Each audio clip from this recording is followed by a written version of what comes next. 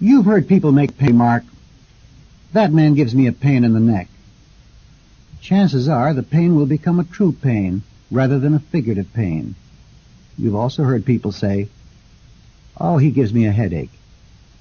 That person who gives a headache is quite apt to give a literal headache, not a figurative headache. I'd like you to hear an interesting case in which the husband became a headache. All we're going to do is to find out what caused the migraines and get you rid of them. You'd like that, wouldn't you? Oh, yes. All right. For you not to stay completely relaxed. That's right. Stay completely relaxed. What are you worried about, Francis? You can tell me. Nothing. All right. Then stay completely relaxed. And tell me this. Are you married yet at 18? No. You going to be married? No. All right. Now you'll be 19 years of age. And tell me, are you married yet? Yes. Yes. And tell me, have you ever had any headaches, Francis? Now No. that you're 19 years of age. Don't even know what a headache is, do you? No. Things going well at home and everything? Hmm? Yes. Mm-hmm. How's your husband? Is he doing well? Well, Are you worried about him or anything? no. He's making good on his job, is he? Well, You can tell me, Francis. I don't want to. You don't have to tell me anything personal, but I mean, is everything going along all right? Is he in good health and so on? well, I didn't like him. You didn't like him? Mhm. We were divorced. Oh, I see. 19. I see. And so was this? And it was during this time, was it, that your baby was born? Was this the area in which your No. baby? Oh, I see. So you divorced him and you got married again? Is that it? Yes. All right. Up to the time of the birth of your baby, had you had any headaches at all? No. Hadn't had any. In other words, you were able to stand all the previous emotional upsurges without feeling the strain. And the reason that all right. Now, what are you tense about? I don't know. You don't have to be. Just keep your eyes closed and relaxed. You do want the help, but now you can see. Yes. You can see now, Francis. Already, you can see where the migraine stemmed from, can't you? Because can't you see that the little girl had been under some strong emotional strain even before her little baby came along? Can't you see that? Yes. And can't you see that when the baby came along? I'm going to take you to the day of the first migraine. Tell me what was happening that day. It'll be before the migraine came on, before the first headache that you had. And tell me just what is happening that day that has a little mother all upset. Will you do that, huh? All right, when I snap my fingers, it'll be that day, and you tell me the events of the day and what's been happening, Francis. There it is. There, it's that day. Now tell me what's happening, Francis. What's been happening? I can't remember. You don't have to remember, Francis. It'll be right there. You don't have to remember anything. You're getting up the morning of that day. How's your baby? How's your husband? You can answer all these questions because it's that day. Well, I don't know. I remember I was at Mother's. Mm-hmm. I wasn't home. Yeah. It was in the evening. Yes.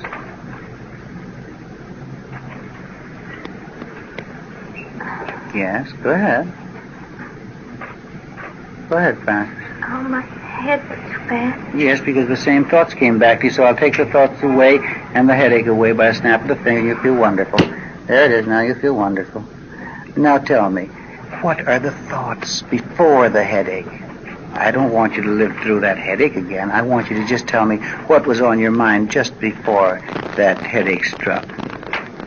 You were having what was known now as an abreaction, Francis, and you don't have to worry about that because as fast, we can take away a headache so fast just by a snap of the finger, so you don't have to worry about those headaches anymore. So let's just find out what the thoughts were prior to that headache.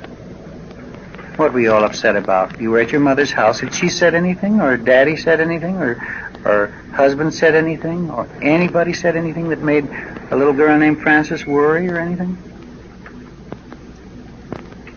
I can't remember where I was at Mother's. Were you there alone? No. Was the baby with you? She sure it was. Mm-hmm. And was I left Gail. Gail is who? My husband. Yeah, you left Gail. You were disturbed because you had left him, was that it? Well, yeah. You can tell me, Francis. You want to get this off your chest because probably now we're getting the whole cause of the migraines.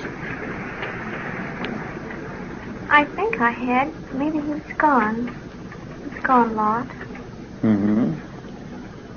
I can see Galen's chest sitting by Mother's bed. Mm-hmm. I must have.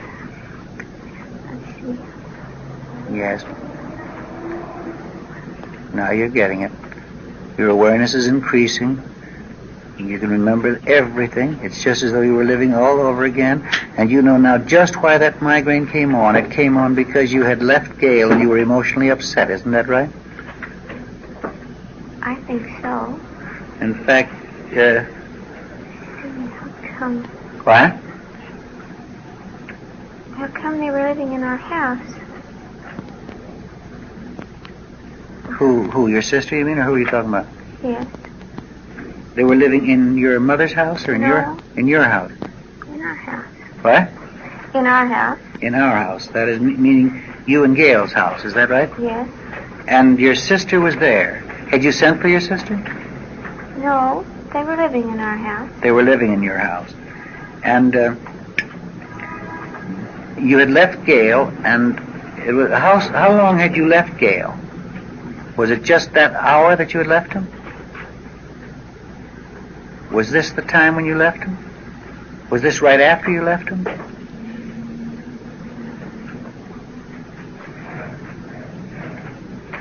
Stay relaxed and have the whole thing out. Don't tense yourself, because when you tense yourself, you defeat our purpose. Stay relaxed. I'm trying to think. You don't have to think. It'll be there.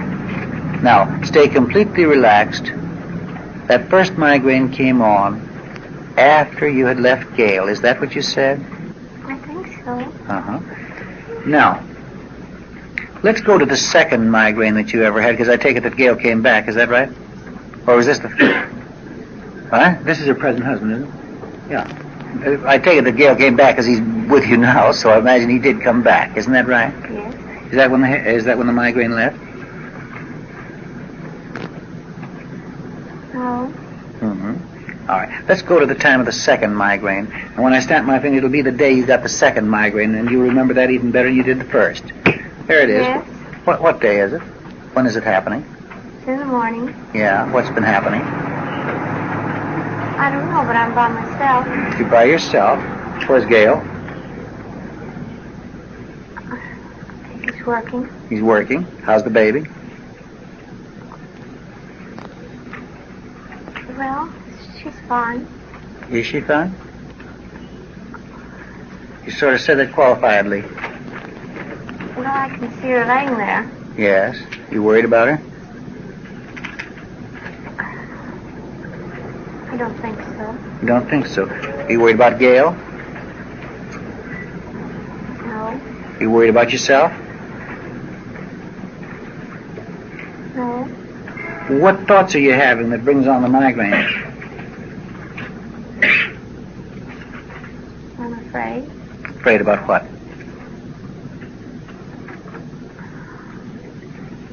I didn't want to be there by myself. You didn't want to be there by yourself.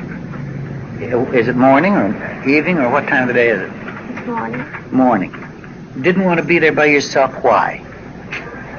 Lonesome. Lonesome.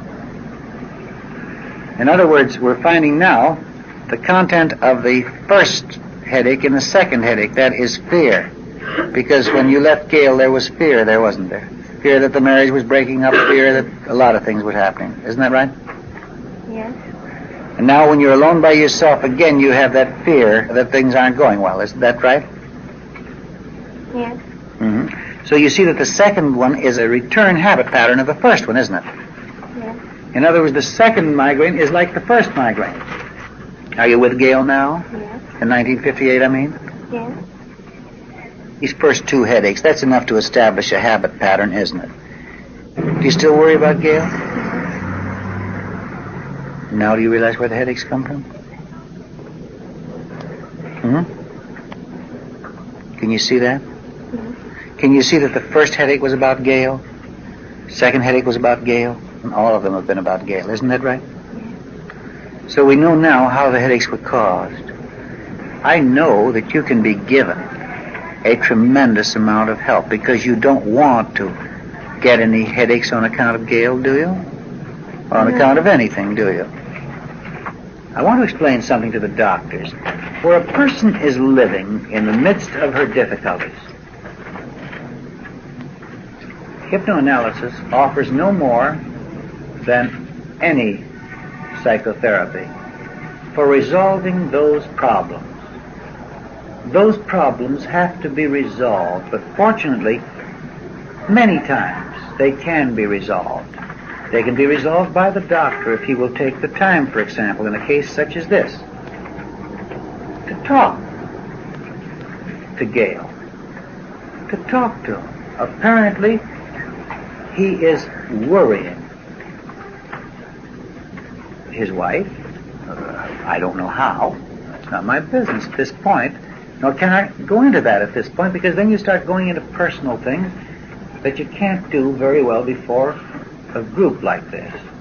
But we do know that this is the cause of the headaches. Isn't that right, Francis? We do know that that's the cause of the headaches. Is that right? Yes. Yes. So here is a girl who is living with her problem right now, but we can teach her how to break up the habit pattern. That we can do. This is your patient, isn't that right? What I would suggest that you do is to bring him in, have a talk with him, see if a resolution can't be made. What's he doing that's worrying? Make him stop doing what he's doing. You do know, right? Right? Well, pardon? Well, if you can govern that, I mean, if you can control it, you help two people. You help him, and you help her, and you help the children. There's 4 people involved here because there's 2 other kids. There's 2 kids. What? You have her headache. Where do you have your headaches, Gail? What part of your... Right here. Right there. It feels like my head's divided. Right there. Visual disturbance, nausea, vomiting. You probably didn't hear what he said. Do you have any visual disturbances, any flashing lights or anything like that when you have your headaches? No. What was the other thing you said? Nausea and Any vomiting. nausea and vomiting when you have them? Yes. Yes. Would you like to know how to break up this habit pattern so you can control the headaches instead of the headaches controlling you? Would you like that? Oh, yes. I'm going to teach you how to do it. You know that anything I can produce by suggestion, I can take away by suggestion. That's axiomatic, isn't it? Yes. So that if I can produce a headache, I can take away a headache. Yes. In order to teach you how to control your own headaches, I have to produce a headache at this point so that we can take it away. You don't mind, do you? No. All right. So I'm going to count to 3 and snap my fingers. The headache will be there. Then I'll snap my fingers and the headache will be gone. But in that snapping of the fingers, you are going to learn how to control your headache by snapping your fingers the same way as I snap mine and control it. You'll be able to do it by snapping your fingers. Would you like that? Yes. All right. So when I snap my fingers the first time, the headache will come on. 1, 2, 3. Here it is. You can feel it, can't you? Yes. All right. Now watch. I snap my fingers like this and watch how instantly it disappears. Watch. Gone. Try to find it. Isn't that a nice feeling? Mm-hmm. Now, Francis, I did that by suggestion. I'm going to teach you auto-suggestion so that from now on you can control the headache by snapping your fingers. So I'm doing this so that you can always be in control of the headaches instead of the headaches being in control of you, and notice how much better you feel as a result of it. So now if you snap your fingers, the headache will return. Then if you snap it the second time, the headache will be gone. So do that. You don't have to be afraid of this headache, because this is one time. That's all right. That's right. See? You can feel it, can't you? Now take it away. Snap your fingers, it'll be gone. Isn't that nice? Isn't that nice? It didn't leave. Do it again. Ah. What a relief, huh? Now, you know now that any time you ever snap your fingers, you can take away that headache, don't you? Yes. So when I have you open your eyes, I want you to practice that once. Bring it on and take it away. Then if at any time it ever starts coming on, all you've got to do is to snap your fingers, because from that time on you won't snap your fingers to bring on the headache. All you'll have to do is to snap your fingers to take it away if it ever should come on. You know what I mean? Yes. All right. So, when I have you open your eyes, I want you to practice it once so that you know you can do this at any time in the world. Now, open your eyes and notice how good you feel. How do you feel? Fine. All right. Now, Francis, bring on the headache and take it away.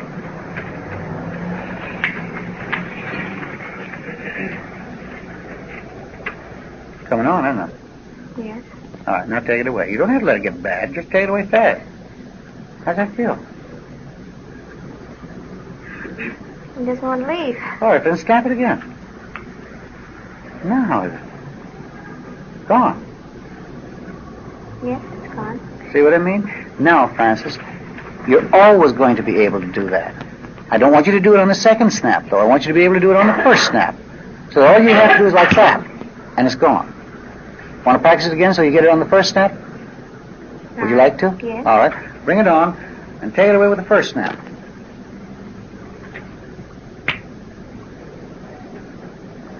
Now. It's gone. It's gone completely. All right. Now you know now that you never have to worry about it from now on. You'll be in control instead of the headache. Is that right? Yes. You know that.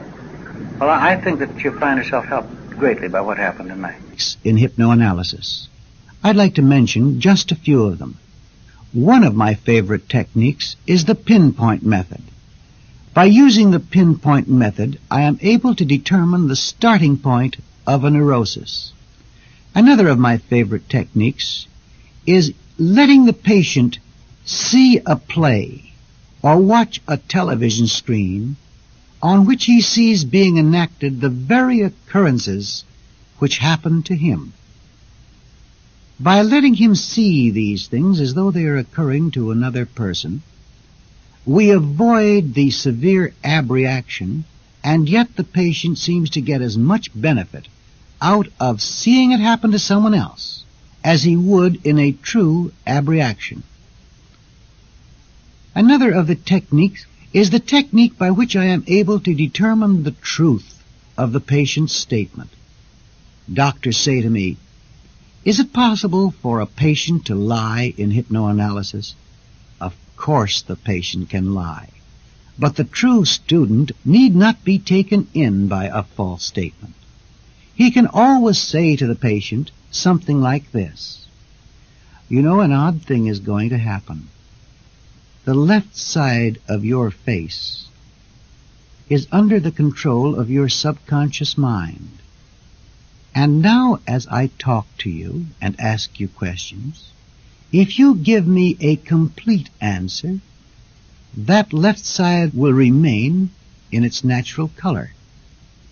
But should you give me a false statement, give me a false answer, or not give me a complete answer, and the left side of your face will blush. You'll have no control over that blush." I wanted to show such a case in this series of records. I was unable to locate one in which this technique was used, but I do say to you that it is a tremendously effective technique, because the suggestion is an insidious one. The patient does not know whether or not he has taken the suggestion because he can't see his own face.